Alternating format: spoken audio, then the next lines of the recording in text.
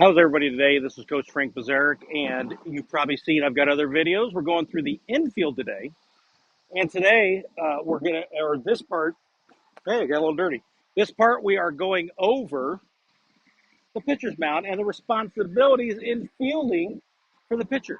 Okay, so the number one job of a pitcher is to throw strikes or throw it around the plate close enough that the other players are either taking swings at it so your defense can do their job, they strike out, or the umpire calls them out. Okay? So depending on the level you're at, you may have already gone over some of this. Hopefully, if you're a newer coach, this helps you. If you're a young player and you're not sure on what to do after you throw the ball, this helps you. But everybody on the field, anytime a ball's hit, should be doing something. Okay?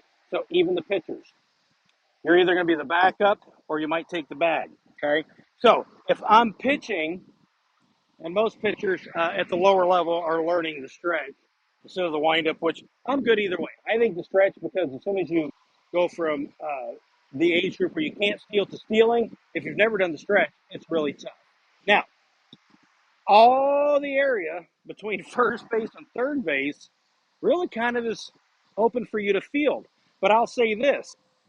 If a ball is a slow roller from home plate and it barely is moving and you can get to it before the third baseman, go for it. Get to it. Throw the guy out at first, second, third, whatever it might be. If it's a little bit quicker than that, it's such an easier play for the third baseman.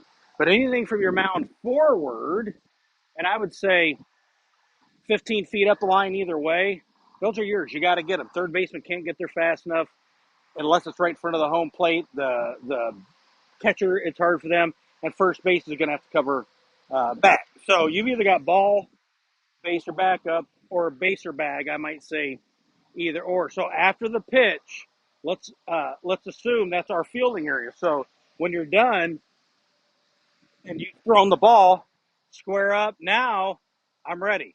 So if I'm in a square position like this, I can go either way. If it's a slow roller, I can come up. But the most important thing I want to say is if you feel the ball, get good footwork. Make sure you get the ball, come up, you've got time, square yourself up, go right foot, left foot, and throw. If you're left-handed, you're going to come up, you got to turn the totally other way if it's a throw. It might be easier, especially if it's right at you as a pitcher, and you get the ball real quick. The guy's just getting out of the box, unless you have to throw it to another base, get up and run towards first base, okay? Stick out your hand and a nice underhand. You should practice that, okay? You got to work on these things and time it out. That makes it easier. If you come up and you just panic and you throw, you can throw it over the first baseman. First baseman might not be there. You know, it makes it kind of tough. So again, don't be afraid to field your position. Be aggressive up here, but remember, throwing the ball around the plate, strikes are around the plate, and where your catcher can get to it is your number one priority. The other thing I want to talk about just briefly is fielding first base. So if the ball is hit anywhere to the first base side to the second base, that first baseman should be taught to be aggressive. He may have to go get that ball, or it's going to get out to the outfield, or the second baseman might not have moved. That's fine, because you as a pitcher, after you release any ball hit to that side of the field, or if I'm looking this way to the right side, if I'm looking this way right at home plate, it's my left side, any ball over there, I've got to go cover back.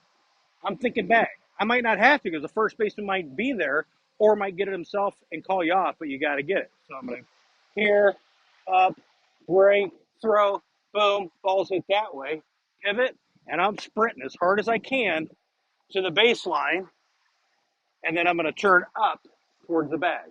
Hopefully hopefully my camera, my high budget, it's just me and my iPhone, right? I'm here, I pitch, square, ball's that way. I'm going to run over here.